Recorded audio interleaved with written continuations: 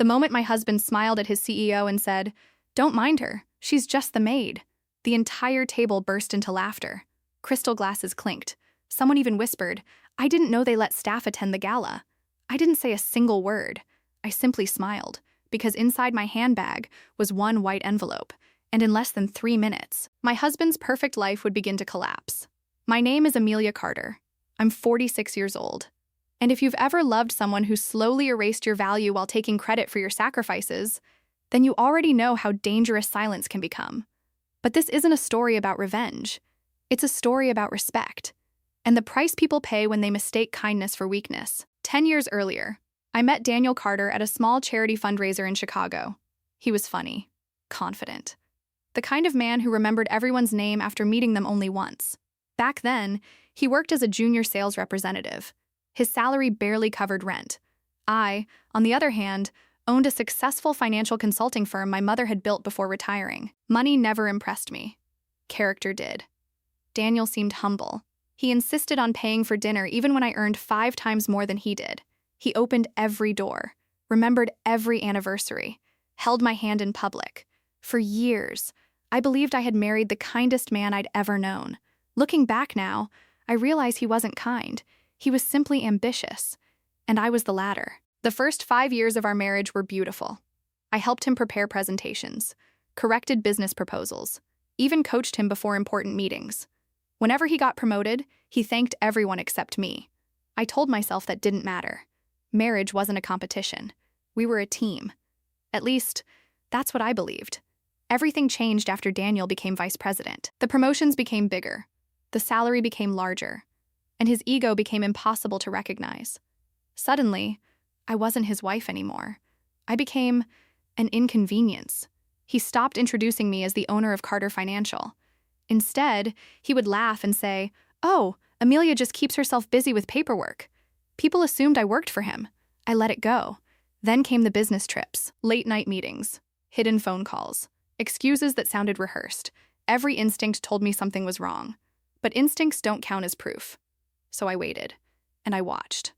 One Tuesday evening, Daniel left his laptop open in the kitchen. A message appeared on the screen. "Can't wait for Saturday." It wasn't my number. I didn't open the conversation. I didn't need to. Sometimes, one sentence tells you everything. For the next 3 days, I became the woman nobody noticed. I stopped asking questions. I stopped checking the time whenever Daniel came home late. I stopped arguing.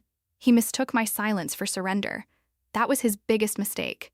People reveal everything when they believe you've stopped paying attention. On Friday afternoon, Daniel walked into the kitchen wearing a brand new navy tuxedo. He adjusted his cufflinks in the reflection of the microwave door. "You don't have to come tomorrow night," he said casually. "It's just another boring company gala." I smiled without looking up from my coffee. "I thought spouses were invited." "They are. But you'll probably be bored."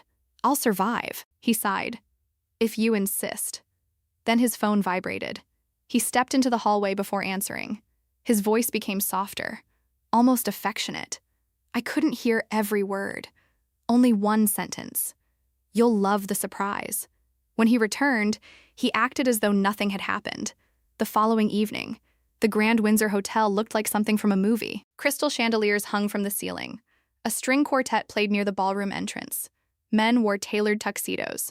Women walked across polished marble floors in designer gowns. Daniel looked proud, successful, important. As we entered, people greeted him from every direction. "Daniel, congratulations on the Henderson deal! Future CEO!" He smiled at every compliment, accepted every handshake, introduced me to almost no one. Whenever someone asked who I was, he simply replied, "My wife." No name, no career, nothing else. I ignored it, because something felt off. About 20 minutes later, I saw her. Tall, blonde, emerald green evening gown. Confident enough to stand inches away from my husband, she laughed before touching his arm. Not once, not twice, constantly. Daniel never moved away. Instead, he leaned closer. I watched them for almost 10 minutes. Neither of them realized I was standing near the dessert table. Then I heard her whisper, "I can't wait until everyone knows." Daniel smiled. "Soon." My stomach tightened, but I still said nothing. Not yet. About an hour into the evening, the The CEO entered the ballroom. Richard Lawson, a man known throughout the company for demanding honesty above everything else. Employees immediately straightened their posture. Conversations stopped. Richard shook hands with department heads before making his way toward Daniel. There he is, the man of the year. Daniel laughed confidently. Richard, good to see you. Then, the CEO noticed me. And who is this lovely lady? For one brief second, Daniel hesitated. 1 second. That's all it took. Then he smiled, laughed, and said the sentence that changed his life forever. Oh, don't mind her. She's just the maid. The table exploded with laughter. One woman covered her mouth. Someone nearly spilled his champagne. The blonde in the green dress laughed the loudest. Daniel looked pleased with himself. He actually believed humiliating me made him look important. I looked directly into his eyes, smiled, then quietly reached into my handbag and wrapped my fingers around the white envelope. The laughter echoed through the ballroom. Not one person questioned Daniel. Not one person looked uncomfortable. To them, I was just another woman in a simple black dress standing beside an ambitious executive. Richard Lawson smiled politely. Oh, the maid? I nodded. That's what he believes. Daniel laughed again. You know how it is, Richard. My wife hates these events, so our housekeeper insisted on coming instead. Another wave of laughter. Even the blonde woman wiped tears from her eyes. I looked at Daniel one last time. There wasn't a hint of guilt on his face. Only pride. The kind of pride that comes from believing you've become untouchable. Slowly, I opened my handbag, pulled out the white envelope, and handed it to Richard. I think these belong to you. The room grew quieter. Richard frowned. What is this? I think you'll want to read it. Daniel chuckled. Amelia, enough. You're embarrassing yourself. I ignored him. Richard opened the envelope. Inside were photocopies, bank transfers, email printouts, signed invoices, and one confidential contract. His smile disappeared. He turned the first page, then the second, then the third. His face became expressionless. The blonde woman leaned toward Daniel. What is it? Daniel shrugged. No idea. Richard looked up. Where did you get these? I prepared most of them. Silence. I've handled Daniel's finances for nearly 10 years. Daniel's smile froze. Richard lowered the papers. These signatures are yours? Daniel swallowed. Yes. And these payments? There. He couldn't finish. Richard lifted another page. This company paid nearly $400,000 to a consulting firm that doesn't exist. Nobody moved. Nobody spoke. Richard continued reading. The account belongs, he paused, to your personal holding company. Daniel's face turned white. The blonde woman slowly stepped away from him. Richard looked directly at Daniel. Is this fraud? Daniel forced a laugh. No. It looks worse than it is. Richard didn't smile. It looks exactly like fraud. The ballroom had become completely silent. Music still played somewhere in the distance, but nobody was listening anymore. One director whispered, My God. Another executive quietly picked up his phone. Daniel looked at me. His confident smile had vanished. Amelia, what have you done? I answered calmly. I stopped protecting you. He stared at me in disbelief. You knew? I knew enough. Richard folded the documents carefully. Daniel, my office, now. The CEO turned toward me.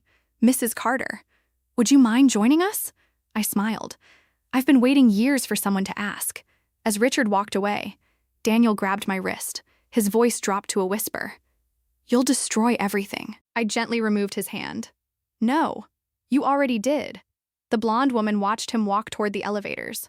For the first time that evening, she looked terrified. She had spent months believing she was dating the company's rising star. Now, she wasn't even sure he'd have a job by sunrise. Richard's office was on the 32nd floor. Floor-to-ceiling windows overlooked the entire city. No music, no champagne, no applause, just silence. Daniel sat across from the CEO, his leg bouncing uncontrollably. I took the chair beside the window. Richard placed the envelope on his desk. I'll ask one time, are these documents authentic? Daniel cleared his throat. There has to be some misunderstanding. Richard looked at me. Mrs. Carter? I folded my hands. I prepared every quarterly financial report for my husband's personal consulting company. Richard frowned. I thought you owned a financial consulting firm. I do. But for years, Daniel insisted I help him after work. He said he trusted my judgment. Daniel interrupted. Richard, she's angry. She's trying to ruin me. I didn't even look at him. I saved copies because numbers don't lie. Richard opened another folder. There are 6 payments, each approved under projects that never existed. Daniel finally raised his voice. I was going to pay everything back. The room froze. Richard slowly removed his glasses. So, you admit the money was taken. Daniel realized what he had said. His face drained of color. That's not what I meant. Richard pressed the intercom. Linda, please ask Legal and Human Resources to come upstairs immediately. Daniel jumped to his feet. Richard, we don't need lawyers. I can explain. Richard didn't respond. He simply looked out the window. For nearly 30 seconds, nobody spoke.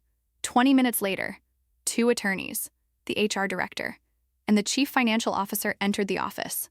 One by one, they examined every document, every signature, every bank transfer, every approval. The CFO finally looked up. I've seen these project codes before. They don't exist. One attorney closed the folder. If these documents are genuine, this is corporate fraud.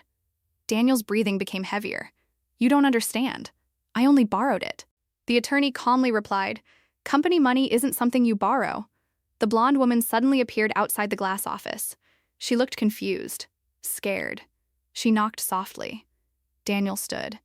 Emily, tell them. Tell them this is all a misunderstanding. She stared at him, then quietly asked, you told me your wife knew about everything. Silence. You said you were separated. Silence. You told me the consulting company belonged to you. Daniel couldn't answer. Emily slowly stepped backward. You lied to me too. She turned around and walked away without looking back. Daniel watched her disappear into the elevator. In less than an hour, he had lost his reputation, his girlfriend, and very likely, his career. Richard signed one document after another. Finally, he looked directly at Daniel. As of this moment, you are suspended, effective immediately. Your company laptop, your phone, and your access cards. Turn them over. Daniel's hands trembled. I gave this company 15 years. Richard nodded, and one envelope erased them. Daniel slowly removed his employee badge, placed it on the desk, then looked at me. His eyes were filled with something I'd never seen before. Not anger, not regret, fear, real fear. Because for the first time in our marriage, he understood something. I had never needed him. He had always needed me. As I walked toward the elevator, Richard stopped me. Mrs. Carter, I owe you an apology. I turned around. For what? For believing the wrong person. He extended his hand. If you're ever interested, my company could use someone with your integrity. I smiled for the first time that night. I'll think about it. The elevator doors closed, and behind them, the man who once introduced me as the maid was left explaining his lies to lawyers. He had wanted everyone to believe I was invisible. Instead, I became the only person in the room who told the truth. The divorce papers arrived 3 weeks later. Daniel didn't fight them. He couldn't. Half his savings had already disappeared into legal fees. His corporate investigation was still ongoing. And every attorney he spoke to gave him the same advice. Settle quietly. For the first time in years, he wasn't the confident executive everyone admired. He was simply another man trying to explain decisions he couldn't defend. Our final meeting took place in a lawyer's conference room. No shouting, no tears, just paperwork.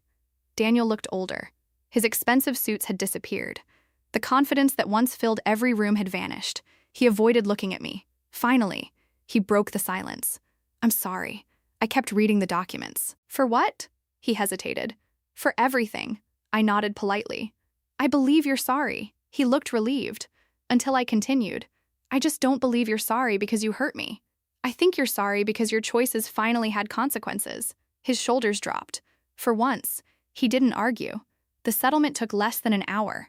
I kept my company, my investments, and the house I had purchased years before we married. Daniel left with exactly what belonged to him. Nothing more. Nothing less. As he stood to leave, he paused beside the door. Do you think there will ever be another chance for us? I smiled kindly. There might have been, if you had respected me while you still had me. Then I walked away. 6 months later, life felt strangely peaceful. Every morning, I opened the windows of my home, made fresh coffee,